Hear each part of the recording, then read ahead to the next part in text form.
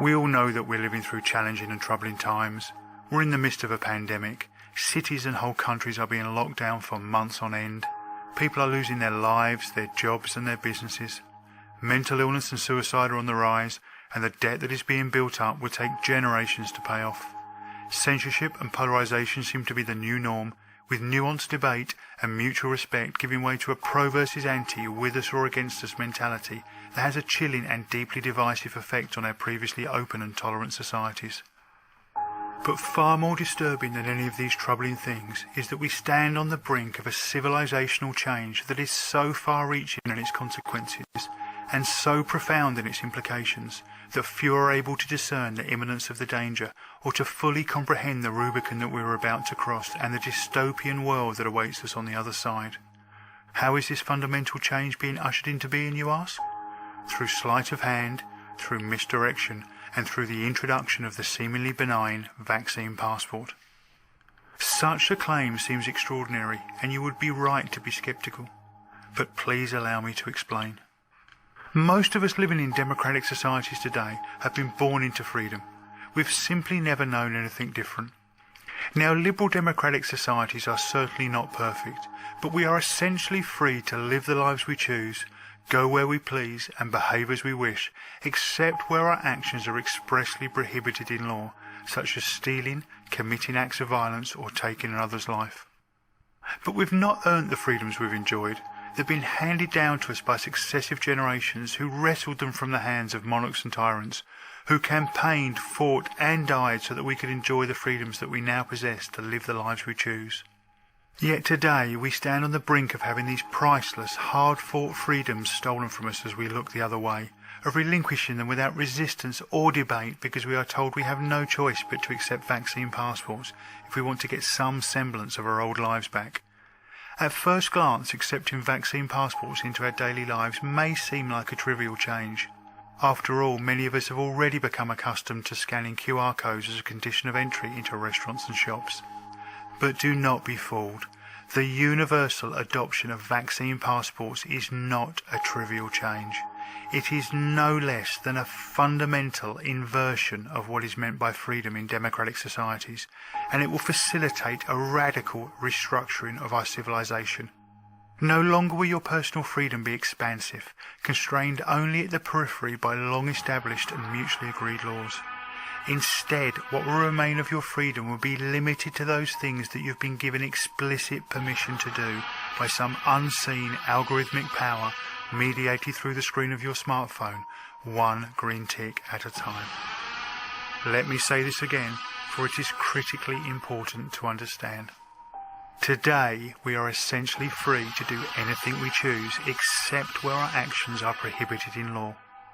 However, after the introduction of vaccine passports, that concept of freedom will be consigned to history, replaced by a completely new system in which you will only be allowed to do the things that you've been given explicit permission to do. This is what I mean by a fundamental inversion of freedom.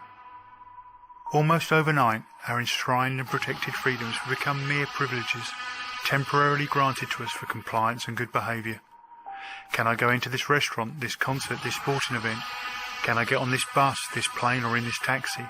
Can I go into this shop, this doctor's surgery or even into my place of work? Participation in such trivial day-to-day activities will be contingent on permissions granted to us via our smartphones, permissions which themselves will be liable to change from one day to the next. And don't think for a second that because you are now double vaccinated this won't apply to you.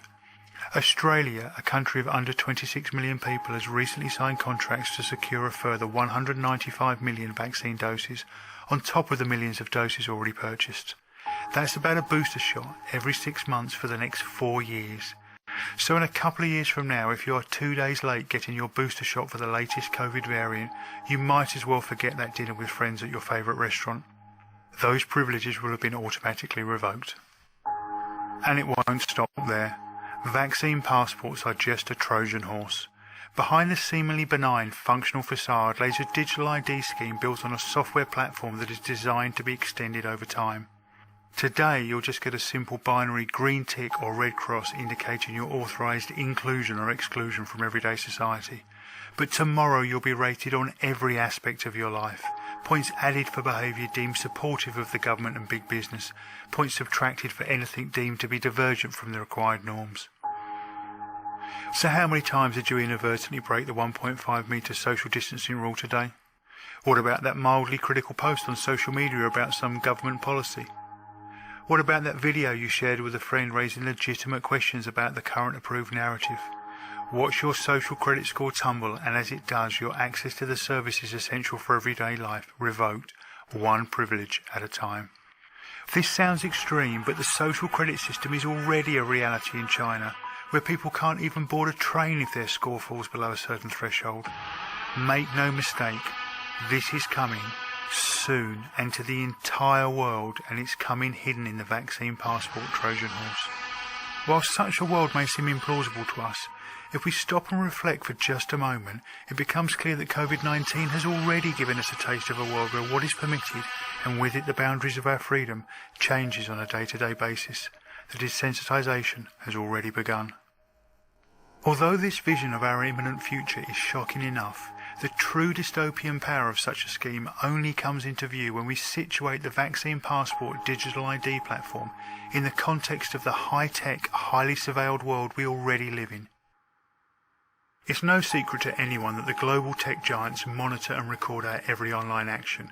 With each post liked, every article shared, ad clicked and video watched used to build detailed profiles on us. These big data generated psychographic profiles are not only used to determine what products we may want to buy, but also, more chillingly, to infer our political preferences, our opinions, attitudes and beliefs, and even our innermost drives and fears. It really can be argued that, armed with big data, AI algorithms and near infinite computing power, Google, Facebook and Amazon really can know us better than we know ourselves. Furthermore, after Edward Snowden's revelations about the NSA's illegal and ubiquitous surveillance programs in the US, working hand in glove as they did with their Five Eyes partners in the UK, Canada, Australia and New Zealand, most reasonably informed people know that governments collect and store vast quantities of data on their citizens, including almost all telephone calls, text messages and emails. Every aspect of our lives today is monitored, scrutinised and profiled as part of the national security apparatus of the state or the for-profit apparatus of big business. To date, the Faustian bargain that we've made with big tech seems to result in little more than a gentle nudge here and there from an online ad or an eerily accurate Amazon recommendation to purchase something that we didn't even know we wanted. However, this will all change, and change forever, if we allow the vaccine passports to roll out. Why? Because the vaccine passport and the social credit system it will rapidly evolve into is the final missing piece in an automated architecture of total surveillance and social control. George Orwell has made us all familiar with the watching and monitoring aspect of surveillance, and we all intuitively know that the act of being watched puts pressure on us to conform to certain rules and norms. Think speed cameras on the roads and CCTV cameras in shops and town centres. But there is another aspect of surveillance that, apart from the occasional speeding fine, few of us have experienced, and that is the disciplinary aspect of surveillance, the punishment for non-compliance that's received at the sharp end of the surveillance architecture. Until now, that piece of the puzzle has been missing, but with the advent of vaccine passports, the mechanism to automatically discipline those who do not submit to prescribed norms and mandated rules will be carried in everyone's pocket every moment of every day. There is a term that's used in the academic discussions on surveillance known as turnkey totalitarianism. This is the idea that the surveillance infrastructure for a totalitarian system has been constructed around us, but it has not yet been switched on. The machine is ready, but the key has not yet been turned. Vaccine passports are the last part of that infrastructure, the last cog in the machine. They are the disciplinary sharp end of the totalitarian system of surveillance and control. Once we allow this final, critical part of the infrastructure to be slotted into place, once we accept it as just a normal part of daily life, the key will be turned, the Rubicon will be crossed, and there will be no going back. There will be no space for dissent, no opportunity for debate, and no room for deviance from prescribed norms and mandated behaviours. And as the crucially important space for debate, difference and non-conformity disappears, so too will the possibility of ordinary human beings collectively steering the direction we want our societies to go in. The machine will be on, eternally and automatically watching, profiling and scoring, guiding our behaviours and, when necessary, punishing. We will be forever at the mercy of our masters, those with the key to the machine, those who keep score, and those who set the rules, those who decide if we are deserving of a green tick or a red cross, those who decide whether we can be included in society or pushed to the precarious margins of existence. If we allow this to happen, it will be, as Aldous Huxley termed it, the final revolution. There will be no coming back from it. Freedom, as we have known it all our lives and for generations before us, will be extinguished forever for all but the privileged few at the pinnacle of the pyramid. In time, maybe in a generation or two, we will be so conditioned by the continuous gaze of surveillance and the rewards and punishments that it will automatically issue, that we'll simply police ourselves, self-monitored, self-censored and submissive. The freedom we enjoy today, even the very idea of freedom as we conceive it now, will become all but unthinkable to our children and all the generations that follow. It is said that totalitarianism is, first and foremost, the extreme focusing of surveillance devoted to securing political ends. Under the cover of COVID-19, without debate, discussion or informed consent, we're about to let a new totalitarian world of total surveillance, control and compliance be ushered in, welcomed by many in the name of doing their part in the battle against the virus. It is tempting to think that those of us living today in our high-tech, media-saturated world are far too informed and far too smart to have such a trick played on us. Yes, people may have fallen under the spell of fascism and totalitarianism in the past, but we are simply far too sophisticated to fall into such a trap. But is that really true? Are you sure? Look around you. Look at the censorship. Look at how little deviance there is from the approved narrative on the mainstream media. Look at how fear is being used to corral and control us. Look at how we are becoming divided around the ideas of masks, vaccines and lockdowns. Look at the in-group, out-group mentality that's beginning to form. Look at how far we've come in less than 2 short years. When the scales are peeled from your eyes, the propaganda and control become all too clear. The destination laid bare for those willing to see. Given the gravity of what I'm suggesting, I ask you now to pause for a moment and consider this. For centuries, perhaps millennia, the torch of freedom has been passed from generation to generation, often paid for with blood.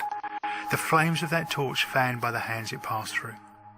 Those of us alive today who are fortunate enough to live in democratic societies now hold that torch.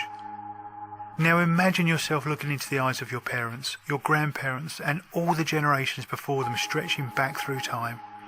Look at all those who gave their lives so that we might live free, who fought, who campaigned, who protested, who faced down despots so that individual liberty could be secured for them and for their descendants.